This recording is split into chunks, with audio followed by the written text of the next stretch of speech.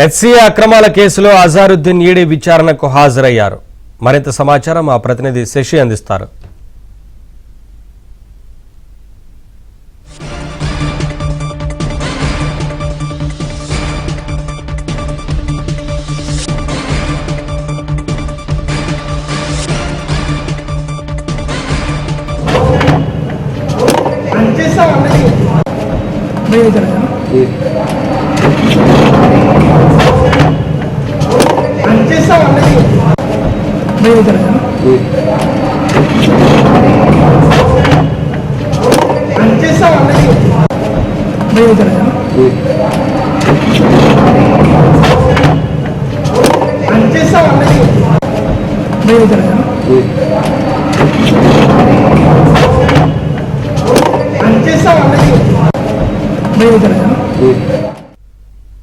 HCA అక్రమాల కేసులో Azharuddin ED విచారణకు హాజరయ్యారు. ఇదే అంశానికి సంబంధించి మరింత సమాచారం మా కరెస్పాండెంట్ శశి అందిస్తారు.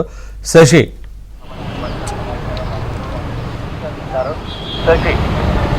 కొద్దిసేపటి క్రితమే మాజీ హెచ్సిఏ అధ్యక్షుడు అజారుద్దీన్ ఈడీ ముందుకు హాజరయ్యారు. ఇప్పటికే మొదటిసారిగా నోటీస్ జారీ చేసినప్పుడు తనకు వచ్చినటువంటి వ్యక్తిగత కారణాల వల్ల ఆయన విచారణకు హాజరు కాలేదు. మరోసారి తాను విచారణకు వస్తానంటూ కూడా చెప్పినటువంటి నేపథ్యంలో ఈ రోజు కొద్దిసేపటి క్రితమే విచారణకు హాజరయ్యారు. ఇప్పటికే ఇటు మనీ లాండరింగ్ కింద కేసు నమోదు చేసినట్టు చేయడం జరిగింది ఈడీ.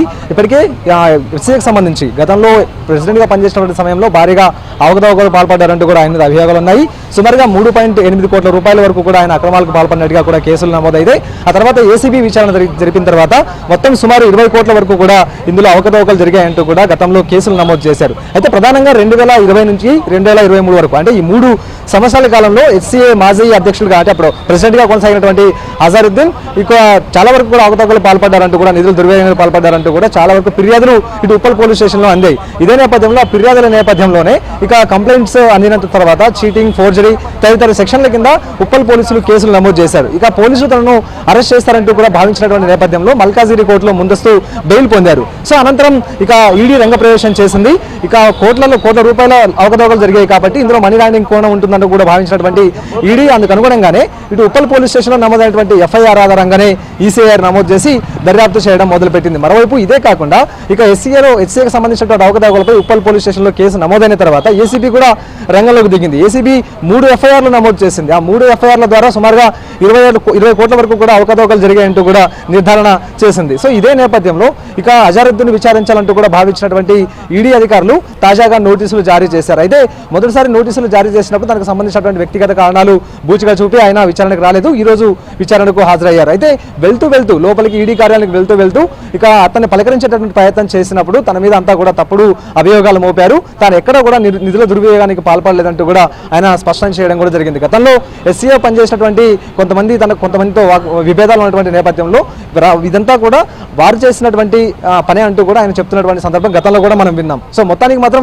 విచారణ కొద్దిసేపటి క్రితం ప్రారంభమైందో కూడా చెప్పవచ్చు. సో మొత్తానికి సాయంత్రం వరకు కూడా విచారణ కొనసాగేటువంటి అవకాశం అయితే ఉంది. ఏ అంశాల మీద ఈడీ అధికారులు అజారుద్దీన్ని ప్రశ్నిస్తారు, తర్వాత ఏ అంశాల మీద ప్రధానంగా ఫోకస్ చేస్తారన్న అంశాల గురించి సాయంత్రం వరకు తేలిసే అవకాశం అయితే స్పష్టంగా కనిపిస్తోంది.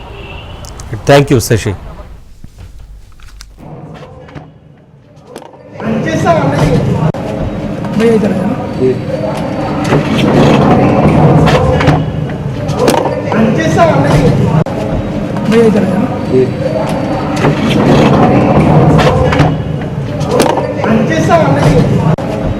చేస్తాం